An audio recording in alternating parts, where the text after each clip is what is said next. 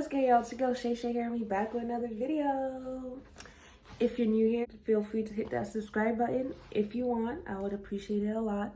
And if not, thank you for being a subscriber, and thank you for helping me reach my goal of 1K. Yeah, we're just gonna get right into it. You know, don't forget to hit that like if you enjoyed the video, and share with your friends, your family, anyone that you know. Yeah, so we're just gonna get right into it. Mom, kids so she can become a rapper. In the case of today's mother, would rather focus on your rap career. Your children need to come first. At first glance, it would appear this wretched excuse of a mom treated her children like an afterthought. In reality, it was far more sinister than that. Skylar Rose Gardner was born in early September of 2022. She had a brother who was only 1 year older than her, and 3 half-siblings, the eldest of which was already an adult when she was born. Her mother, Chantel, announced Skylar's birth to the world on an Instagram post on September 8, 2022. It was accompanied with the song Free Mind by Temps. She captioned it, "God gave me something I never knew I needed. She brings peace to my crazy world." It was accompanied with the hashtag premature awareness, indicating Skylar was born early.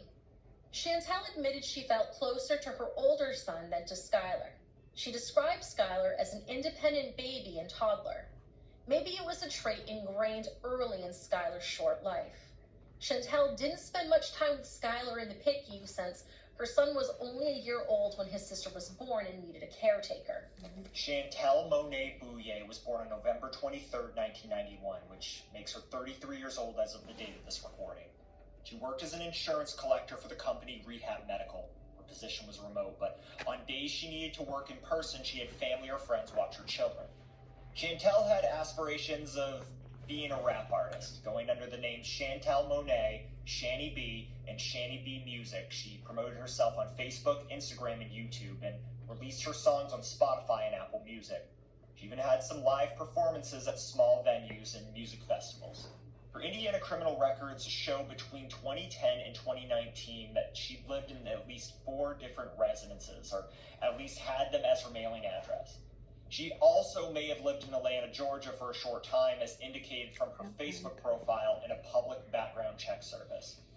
Chantel got married in July of 2017 and took her husband's last name, Gardner, as her own.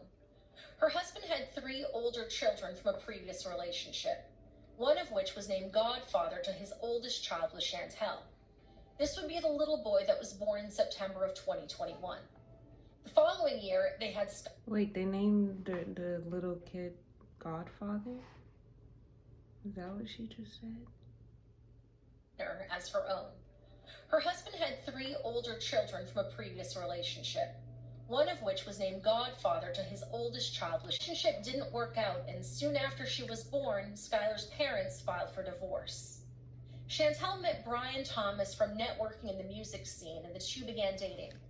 He also wanted to be a recording artist and branded himself under the names Beastie or Beastie Armstrong. A police affidavit with Chantel's statement implies that they were an item while the divorce. Like Chantel, Brian had numerous traffic violations on his criminal record, the earliest from 2005 when he would have been just 19 years old. But he also had charges for possession of weed, animal cruelty, and domestic battery. He was found guilty for the possession charges, but animal cruelty and domestic battery were dismissed. You heard that correctly. The state of Indiana cares more about smoking a plant than it does for the safety of humans and animals. This is why I hate people. Now, unlike Chantel, he did serve jail time for some of his charges. Chantel lived in the Timber Point Apartments on Newberry Road. By the time this case made headlines, the apartment was disgusting. There's simply no nice way to put this. Overturned furniture, trash, dirty laundry, toys, and human waste made the apartment look like an episode of A&E's Hoarders.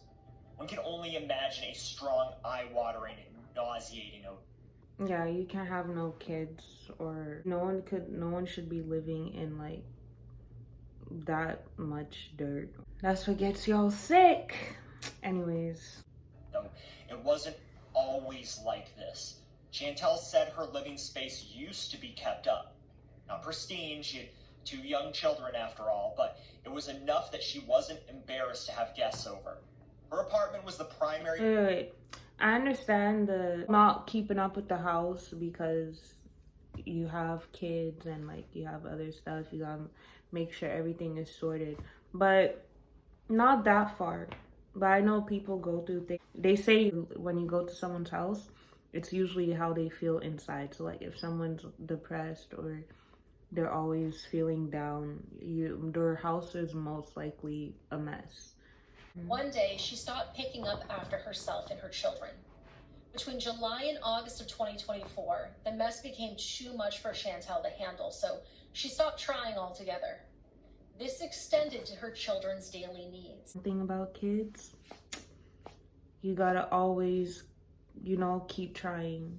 As a parent, you just always gotta keep trying.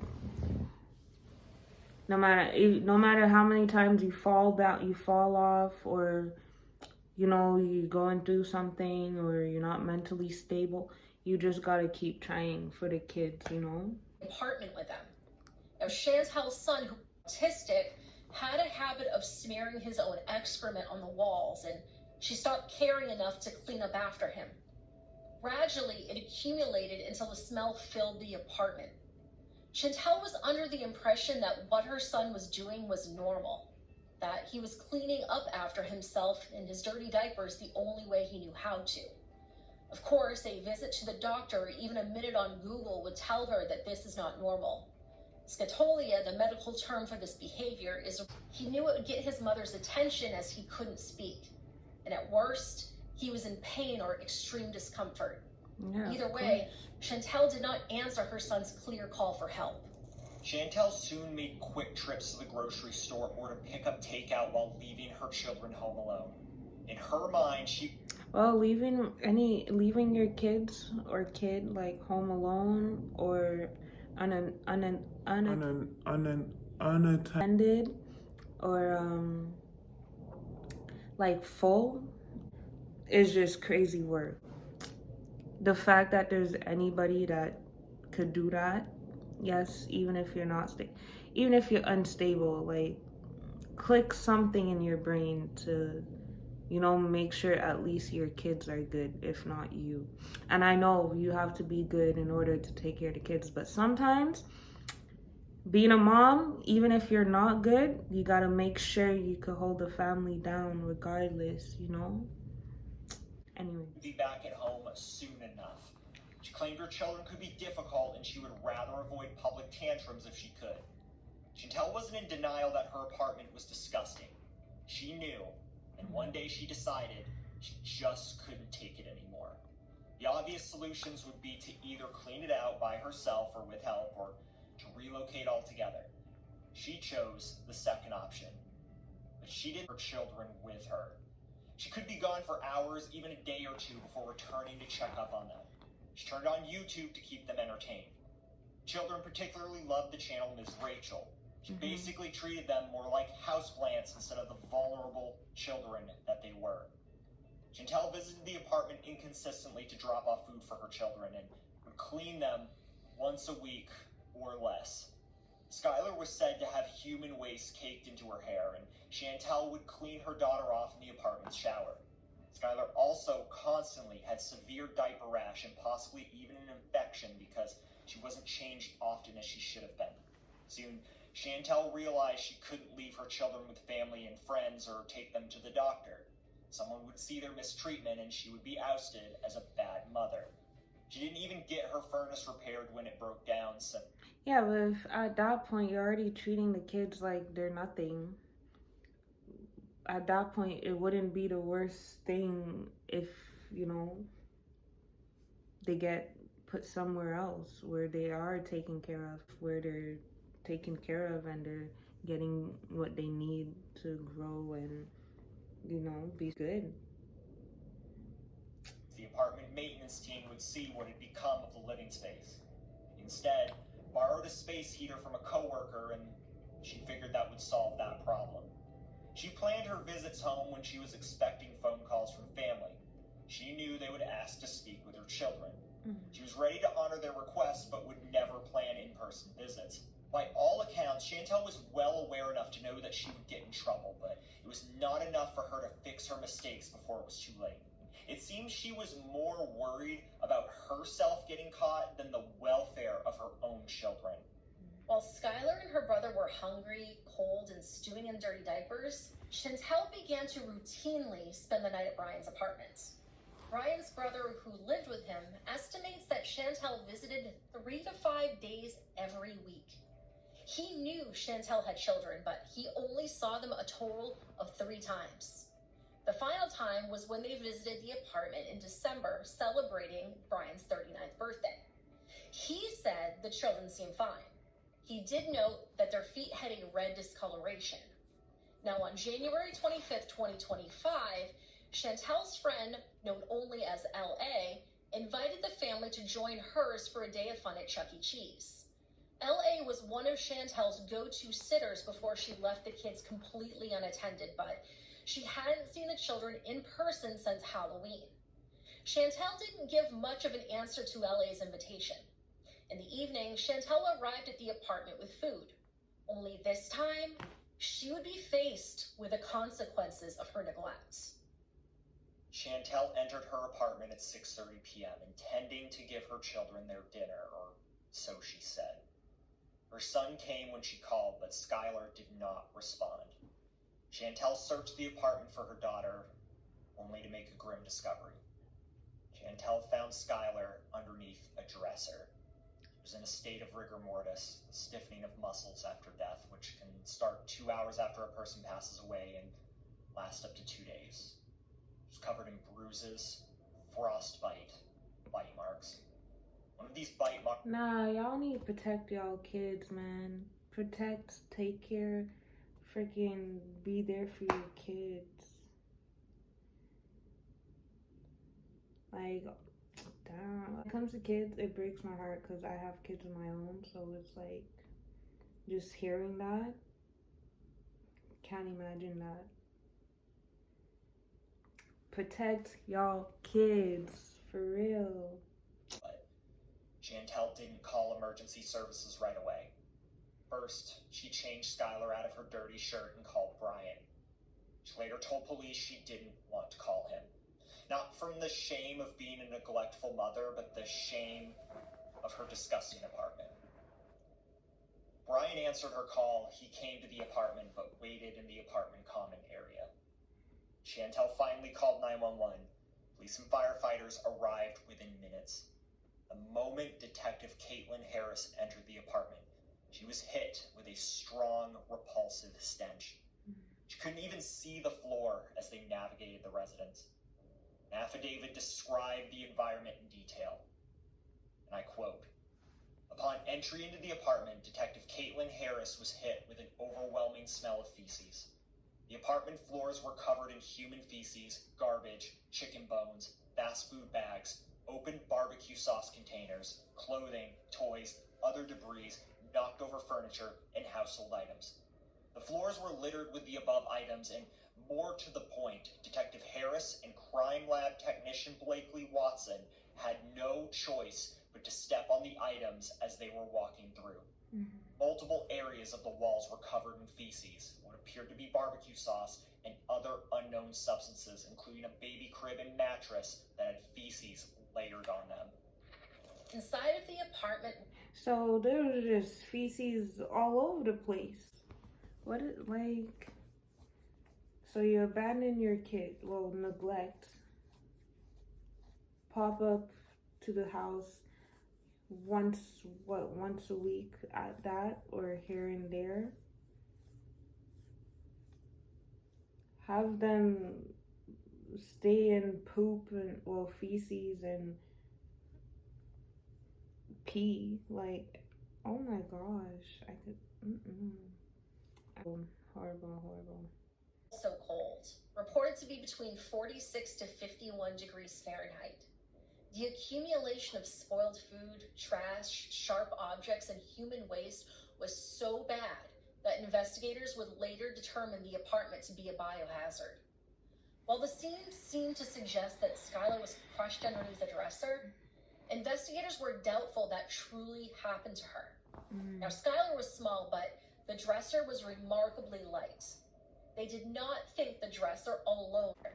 Their suspicions only grew after Skylar's brother was examined at Riley Children's Hospital. Medical professionals said he had many overall signs that he was severely neglected. It's reported that Skylar's brother was possessive of the hospital food that he was served. He devoured it desperately and had a strong emotional reaction when someone tried to take away his plate. He ate so fast that nurses stepped in to get him to slow down. His stomach was distended from being so constipated, and his feet were swollen. He also had scars from hyperpigmentation. When Skylar's father was told that his 2-year-old daughter was no longer in this world, he crossed state lines that day to help the detectives. He told them he hadn't seen his children in person since Thanksgiving of 2024. He tried to speak with them on the phone through video calls, but Chantel only let them speak once. The last time Skylar's father spoke with her, she was cuddled up on her mother's chest, drifting to sleep. Skylar was one of 4 Indianapolis children who died in January of 2025. One of these children, a 3-year-old named Asher Robinson, passed away on January 25th, the same day that Skylar did. He was pronounced dead at Riley Children's Hospital, the same hospital Skylar's brother was taken to for evaluation. The similarities are striking. A probable cause affidavit was signed by Detective Caitlin Harris on January 30th. It details the night police were called to Chantel's apartment and the following few days of investigation. With this, we can build a timeline of events after Skylar's passing. Chantel was brought in for questioning the same night Skylar died. She gave some necessary background information, including what she did for work. She worked remotely, but when she needed to go to work in person, Brian or LA cared for Skylar and her brother. Detective Harris noted in the affidavit that Chantel's timeline changed throughout the questioning. Chantel eventually settled on a series of events, which was recounted in the affidavit. I quote, Chantel said that since December 9th, LA had only watched the children 3 times. She said her son needed a haircut, so she took him to Brian's residence where she dropped him off. Once home, she became anxious and needed a break. So she took Skylar inside and returned outside to sit in her car. She said she went back inside and began looking for Skylar, who she later found underneath the dresser in the kids' room, lying on her back in front of the TV stand. She said she called Brian and 911, performed CPR, and then carried Skylar outside to her car just as the Indiana Fire Department was pulling up. However, Chantel backtracked again. She didn't drop her son off with Brian. He was in the home and came to the door when she arrived. Skylar didn't come running to greet her as usual. Chantel said she just knew that something was wrong. She said she found Skylar motionless under the dresser. The affidavit reads, she said Skylar didn't deserve that because it was like adding insult to injury. When questioned by police, Chantel said she knew what she was doing was neglect, but she insisted she never physically harmed them or committed any acts of SA, as if that's the only way you could harm your child. She said she understood why leaving children alone was dangerous if they were unsupervised, but I don't really feel she actually got the weight of what she was doing. Now, Brian was also brought in for questioning. He initially reaffirmed Chantel's original story, that she dropped her son with him and took Skylar home, but he then admitted to lying to protect his girlfriend. He told detectives Chantel spent many nights in his apartment without her children present. He believed Chantel when she said her kids were staying with friends or family. The last time he saw the children was in December of 2024 when they visited for his birthday.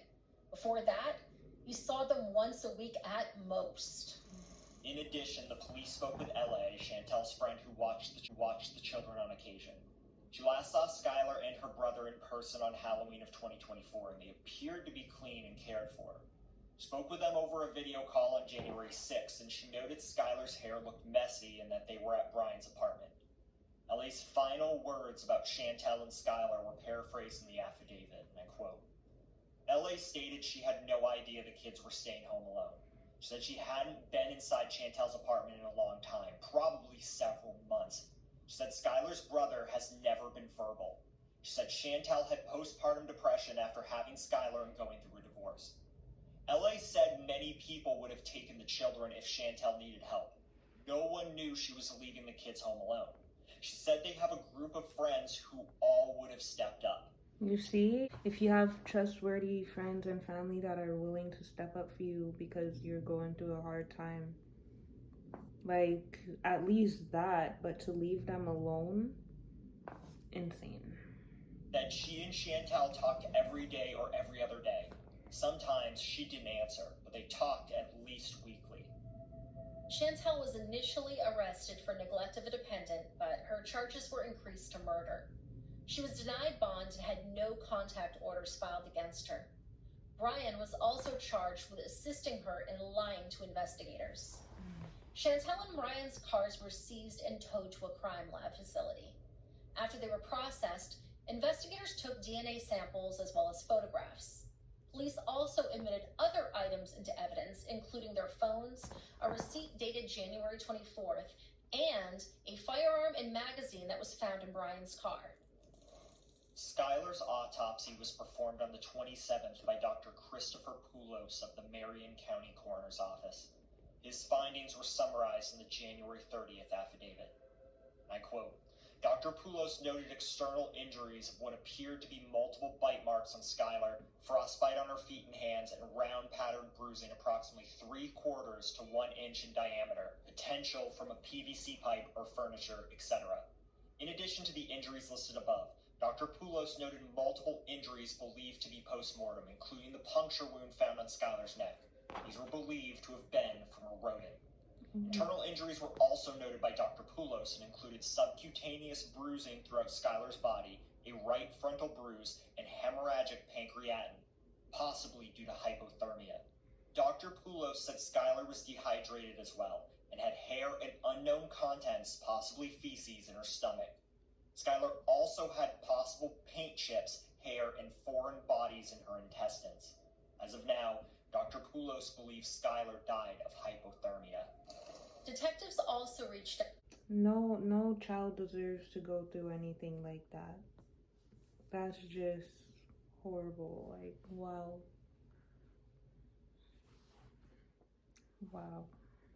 The baby, like, how can you bring a baby to this world?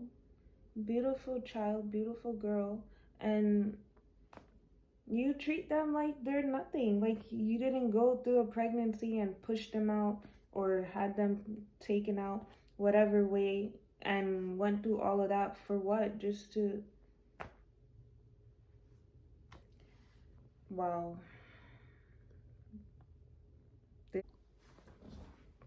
MIA from January 26th to January 30th. During this time, he spoke with Chantel via phone call. She was in jail at the time.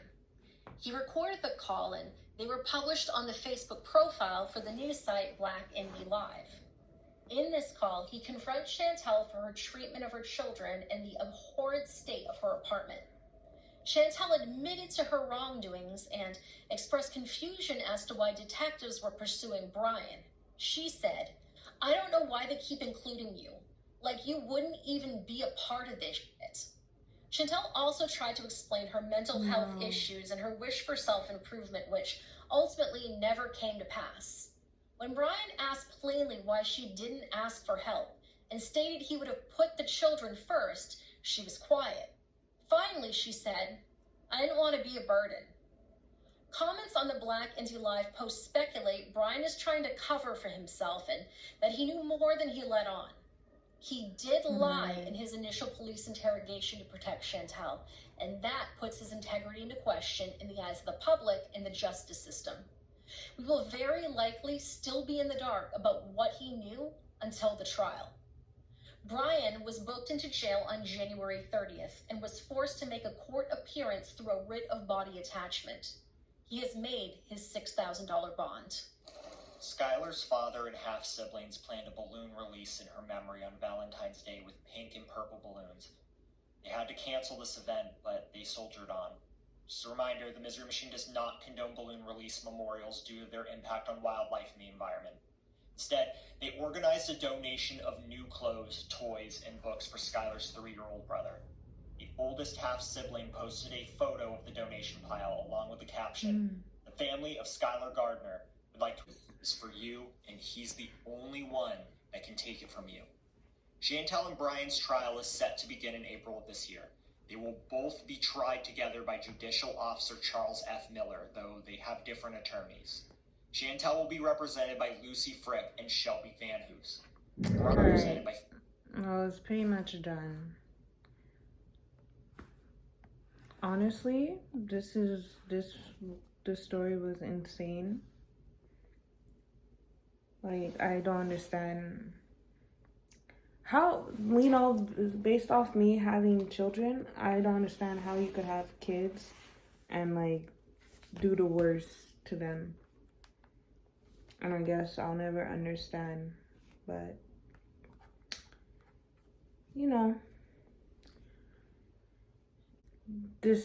that woman is crazy. Like, to do that to your kids, you have to be, like, insane. But yeah, that was my reaction to the video. I honestly have no words to say because that's, like, all I could say is it's horrible, And every parent needs to at least try their best, even if you didn't want the kid. The moment you sleep with someone, there's a chance of having a kid. So, anyways, that's it for this video. If you enjoyed, don't forget to hit that like and subscribe. I would appreciate it a lot. And with that being said, let me know in the comments any videos that you guys would like to see. And thank you again for helping me reach my goal of 1K. And I'll see you in my next video. It's your girl Shay Shay here. Peace.